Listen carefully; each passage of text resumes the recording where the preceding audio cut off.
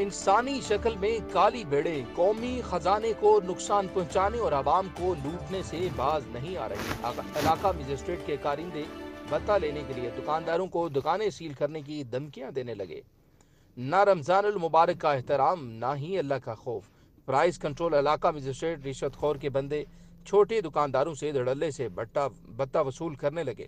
انسانی شکل میں کالی بھیڑیں قومی خزانے کو نقصان پہنچانے کے ساتھ ساتھ لوگوں کو دونوں ہاتھوں سے لوٹنے لگے۔ 10,000 روپے ہفتہ لینے آئے سرکاری اہلکاروں کو سبزہ زار جھگیاں ناگرہ کے علاقے میں دکانداروں نے گھیر لیا۔ آپ کو تفصیلات سے آگاہ کرتے چلے کہ سبزہ زار جھگیاں ناگرہ کے علاقے میں آٹے کی چیکنگ کے بہانے دکانداروں کو تنگ کرنا روز کا معمول بن گیا۔ سبزہ زار علاقہ مجسٹریٹ زریعات ساجد کے بندے آئے روز دکانداروں کو پریشان کرنے سے باز نہ آئے۔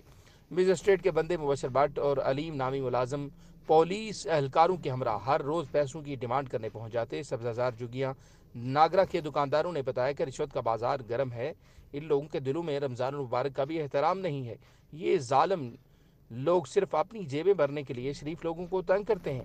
دکانداروں نے کمشنر لاہور، وزیر اعلیٰ پنجاب، ڈی سی لاہور سے ان رشوت خور ملازمین کے خلاف نوٹس لینے کا مطالبہ کیا۔